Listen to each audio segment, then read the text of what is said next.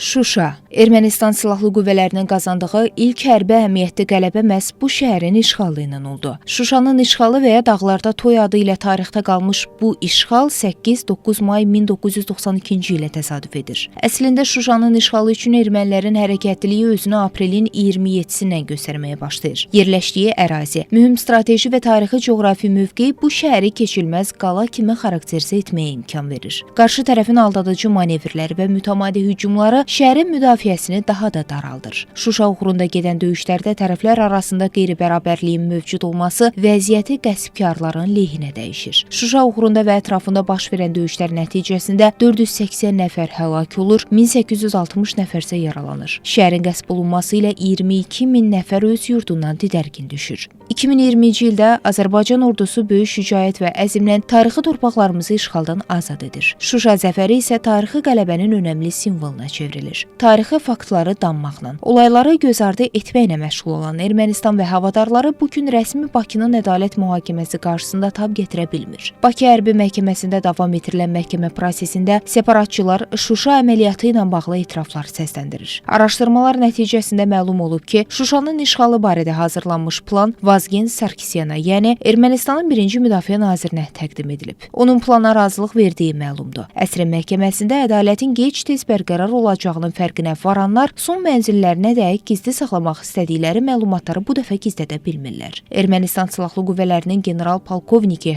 Qurgen Dalbaltayan bildirib ki, Şuşa əməliyyatının işlənməsində, hazırlanmasında və həyata keçirilməsində Ermənistanın keçmiş prezidentləri Robert Köçəryan və Serj Sarkisyan iştirak ediblər. Təqsirləndirilən şəxs Bako Saakyan Ermənistan Silahlı Qüvvələrinin Şuşa rayonunu işğal etməsi zamanı əməliyyatda iştirak etdiyini təsdiqləyib. Məhz Şuşanın işğalı ilə bağlı Robert Köçəryan, Serj Sarkisyan və digərlərinin iştirak etməsi xüsusilə Azərbaycana hüquqi müstəvidə bir sıra üstünlüklər qazandırır.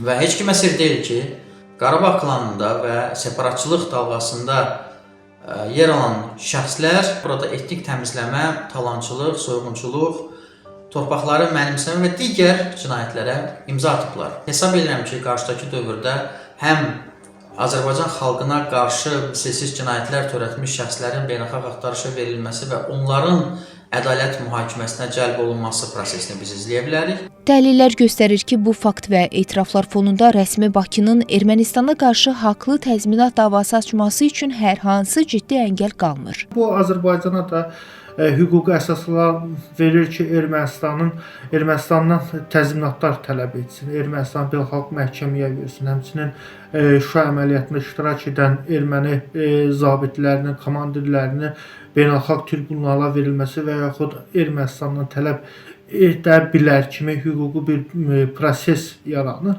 Yəni video faktlar var, sübutlar var və onlar da təqdim olunur və Ermənistan bu prosesdən özünü kənar qoya bilməz. Araşdırmalar nəticəsində məlum olub ki, Şuşanın Ermənistan Silahlı Qüvvələri tərəfindən işğal edilməsi planı çox məxfi şəraitdə Vazgen Sarkisyan, Arkadi Taduvasyan, Felek Kızoryan, eləcə də digər komandirlərin iştirakı ilə hazırlanıb. Döyüş əmrini Seyran Ohanyan hazırlayıb. Əslində əməliyyat aprelin 24-də keçirilməliymiş, ancaq silah təminatı və digər səbəblərdən bu təxirə salınıb. Toplanmış dəlil və sübutlar, separatçıların etirafları onu deməyə əsas verir ki, Ermənistanın işğal siyasətinin daha dərin alt qatları var və bütün bunlar rəsmi Bakının uğurlu siyasi kursu nəticəsində qısa zamanda gün üzünə çıxarılacaq. Zeynəb Mirzəyeva, Real.